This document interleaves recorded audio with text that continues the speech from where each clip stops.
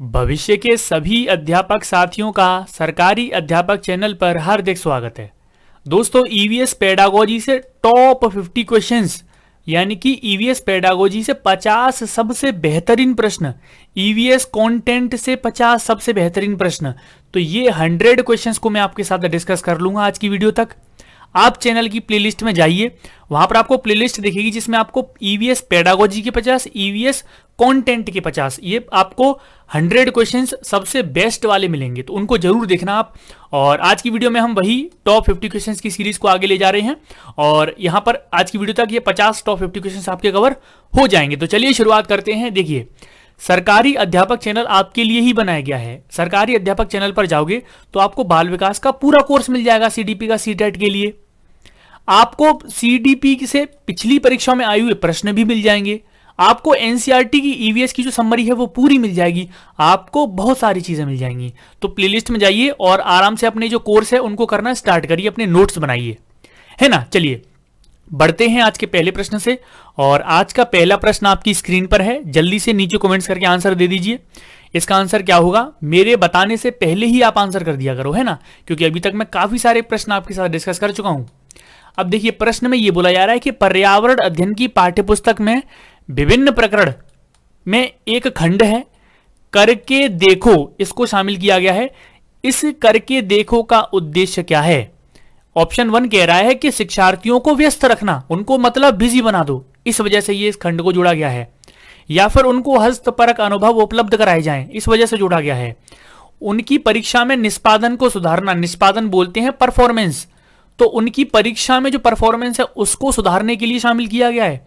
या फिर वैज्ञानिक शब्दावली की परिभाषाएं सिखाने के लिए शामिल किया गया है। चलिए आंसर मैं आपको बता देता हूं। इसका जो सही जवाब है ऑप्शन नंबर बी है, प्रत्यक्ष अनुभव उपलब्ध कराना अपने आप में सबसे बड़ा पॉजिटिव पॉइंट है। जब बच्चे को प्रत्यक्ष अनुभव, हस्तपरक अनुभव उपलब्ध कराए जाते हैं तो अपने आप में बड़ा पॉजिटिव है।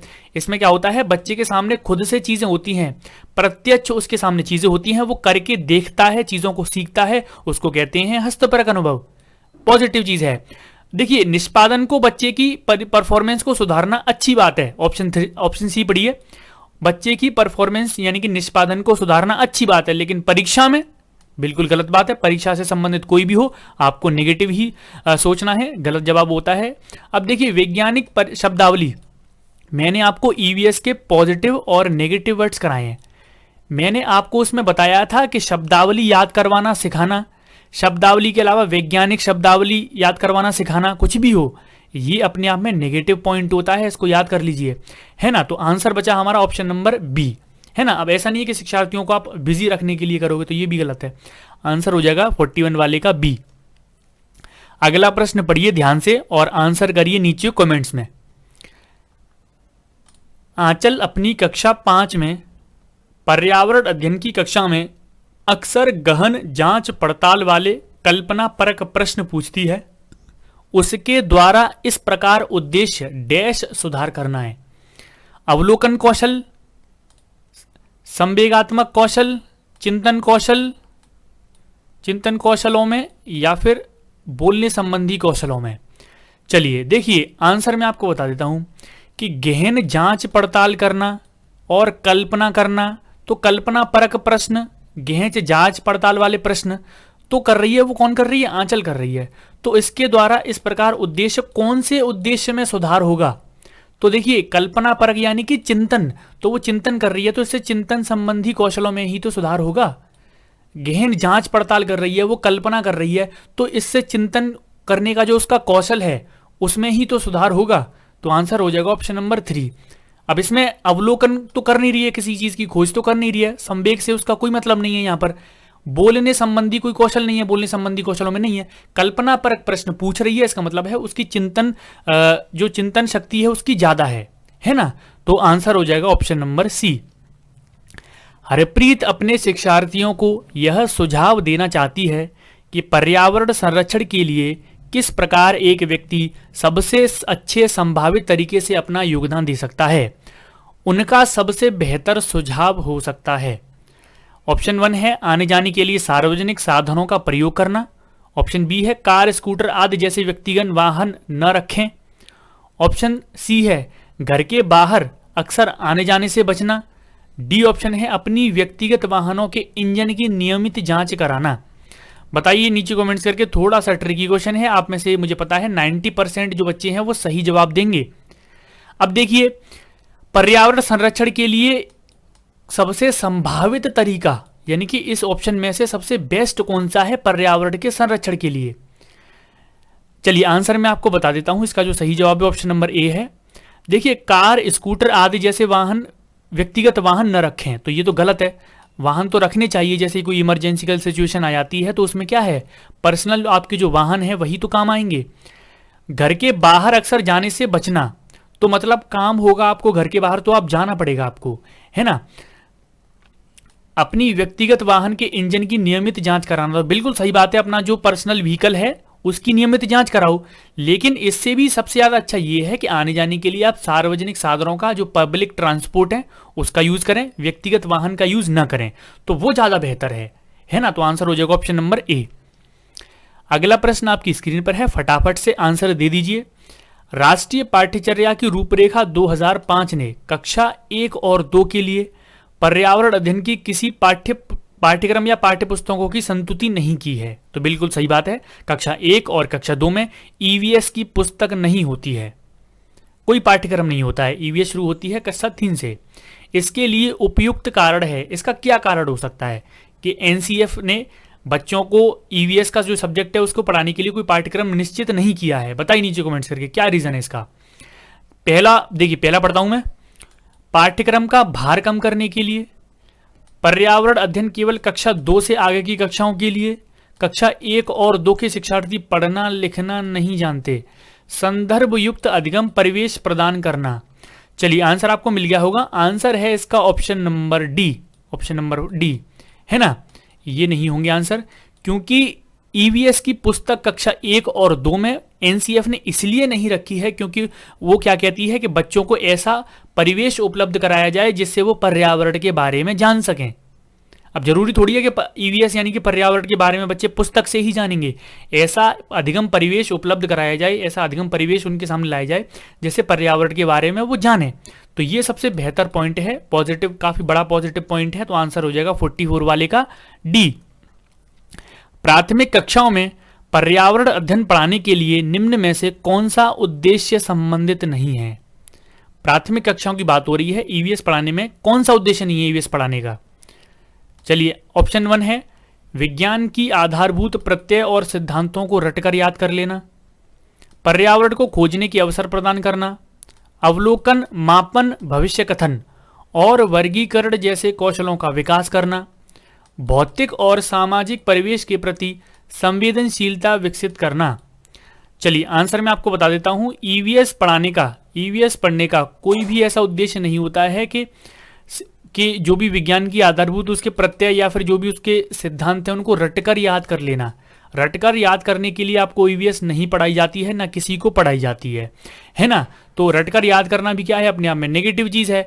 तो ये ऑप्शन नंबर यही आंसर हो जाएगा। और पूछा भी क्या है, संबंधित नहीं है।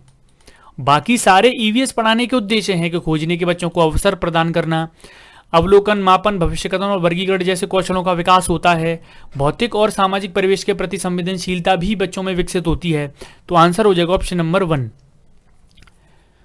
पर्यावरण अध्ययन की प्रकृति निम्न का समर्थन नहीं करती। पर्यावरण अध्ययन की जो प्रकृति है वो किस चीज का समर्थन नहीं करती। ऑप्शन 1 है आपके बच्चे कम गलतियां करें, ऑप्शन बी है बच्चों को करके सीखने के अवसर मिलें, बहुत से प्रश्न पूछें, बच्चों को खोज करने के लिए पर्याप्त स्थान मिले। बताइए नीचे कमेंट्स करके जो ईवीएस है उसका नेचर क्या नहीं है, ईवीएस का नेचर क्या नहीं है। चलिए आंसर मैं आपको बता देता हूं।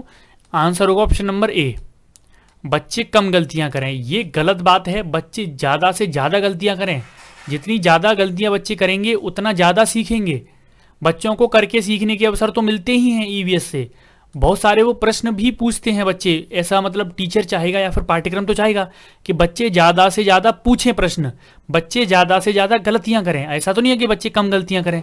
तो ये तो नेगेटिव है और नेगेटिव ही पूछा है ना। तो आंसर हो जाएगा ऑप्शन नंबर ए। पाठ्यचर्या की रूपरेखा 2005 के अनुसार निम्न में से कौन सी एक पर्यावरण अध्ययन की विषय वस्तु है। बताइए, जो एनसीएफ 2005 के अनुसार पर्यावरण को कुछ विषय वस्तु यानी कि थीम में डिवाइड किया गया है, उनमें से कौन सी एक थीम इन ऑप्शन में शामिल है? भोजन, सौरमंडल, मौसम, ऊर्जा। चलिए आंसर मैं आपको बता देता हूं, बड़ा ही सिंपल सा है, भोजन इसका आंसर होगा। पर्यावरण अध्ययन की 6 थीम है और 6 थीम में से एक थीम है आपकी भोजन। सौरमंडल कोई थीम नहीं है, मौसम कोई थीम नहीं है, ऊर्जा कोई थीम नहीं है। अब जो बची 5 थीम है उनका जवाब आप देंगे नीचे कमेंट्स में, क्योंकि यहां से थीम से हर बार आपके सीटेट परीक्षा में एक प्रश्न जरूर पूछा जाता है। तो आप लोग 5 जो थीम बची हैं उनका जवाब क्या लिखेंगे, आप नीचे कमेंट्स में लिखेंगे, है ना। चलिए आगे बढ़ते हैं। एक कक्षा में औसत से कम वाले 4 विद्यार्थी हैं, उन्हें अन्य विद्यार्थियों के समान लाने के लिए निम्न में से कौन सी व्यू रचना सबसे प्रभावी होगी? एक कक्षा है, उसमें औसत वाले 4 विद्यार्थी हैं, औसत विद्यार्थी हैं 4, तो अन्य विद्यार्थियों के समान उनको लाना है, तो आप क्या करोगे, कौन सी आपकी व्यू रचना होगी?